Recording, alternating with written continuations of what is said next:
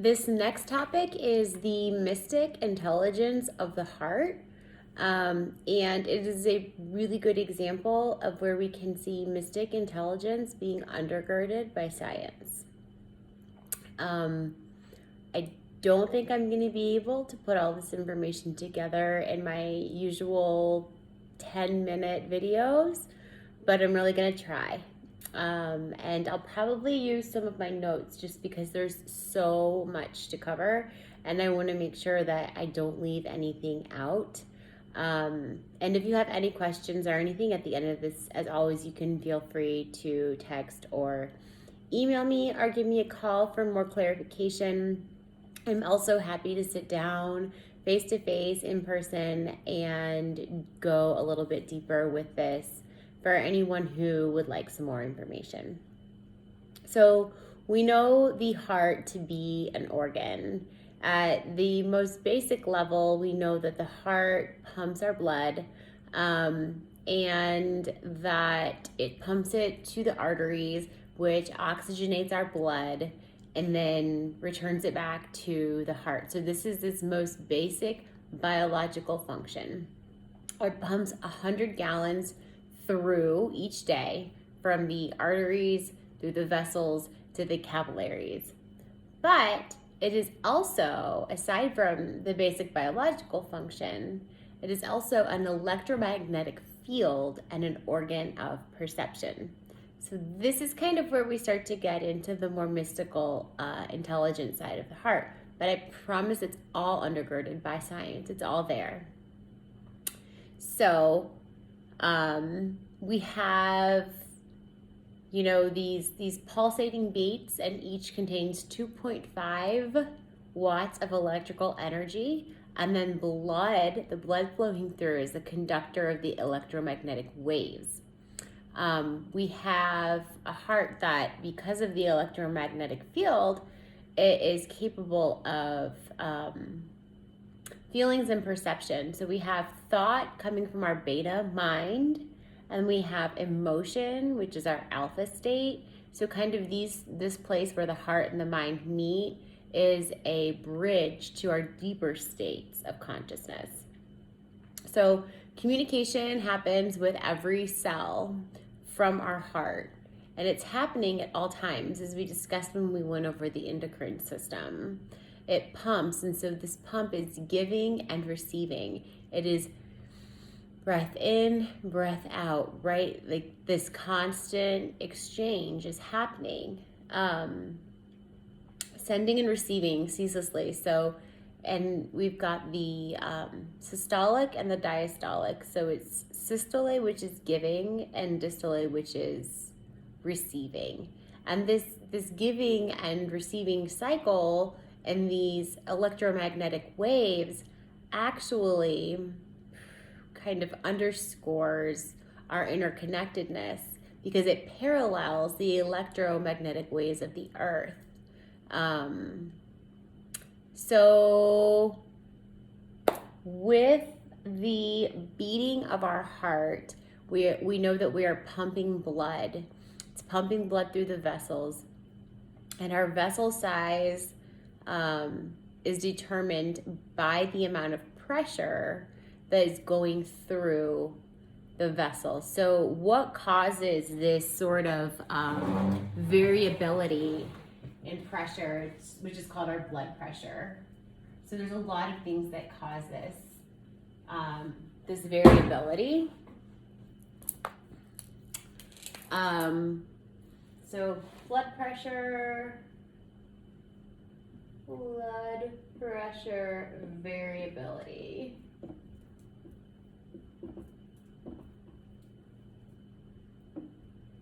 Our blood pressure is affected by our emotions.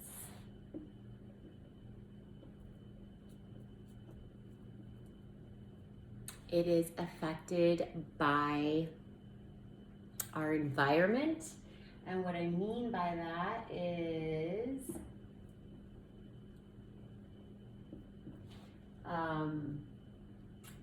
physical stimuli And that could be external, like sensory input, and it could be internal, depending on the internal environment within our body. So we are living, within these variables. We are really truly living moment by moment. The heart exists moment to moment, and it adjusts accordingly. So our responses are determined when, through this process of partnership between the mind and the body, between the beta and the alpha. So there's an input or an experience,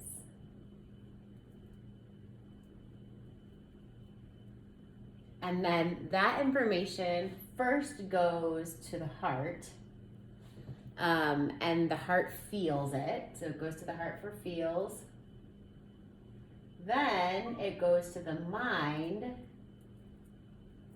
and it goes there for perception. So heart feels, mind perceives.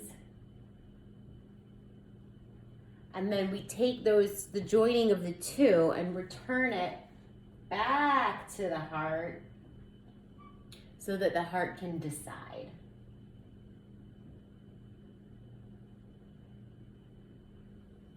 What to do with the information that's been generated through that.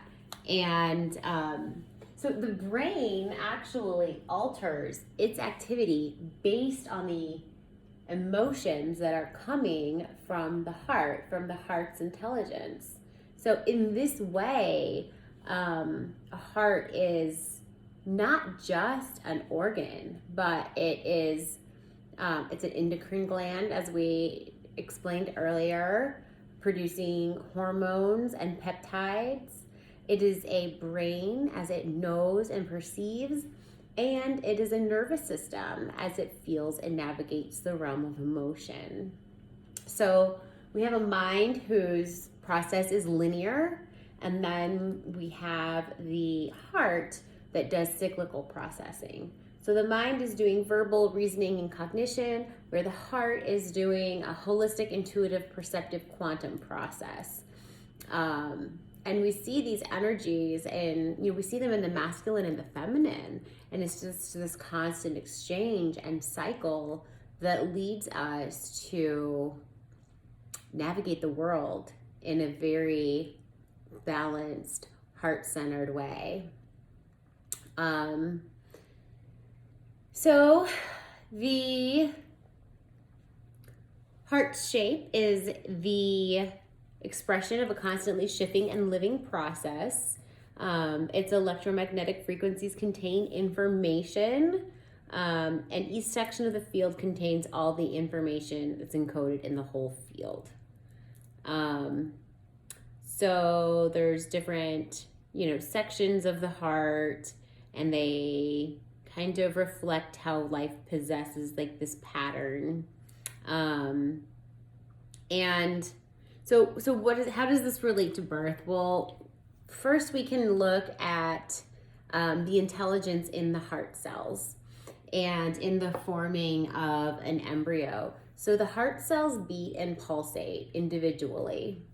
And then after a while, they send out that electromagnetic field, and they start to beat together simultaneously until they start to self-organize and display emergent behaviors. And then these cells, these pacemaker cells, grow into one beating heart, into one song of harmonized oscillations. And then as the baby grows, what we can do is we can check for heart tones in a fetus.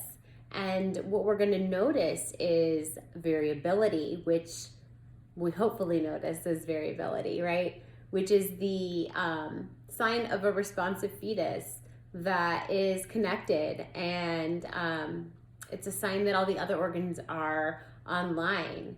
And this sort of internal dialogue is a really good sign. So that is the meaning of the mystical intelligence of the heart. The heart is an organ of perception, and we are midwives of the soul.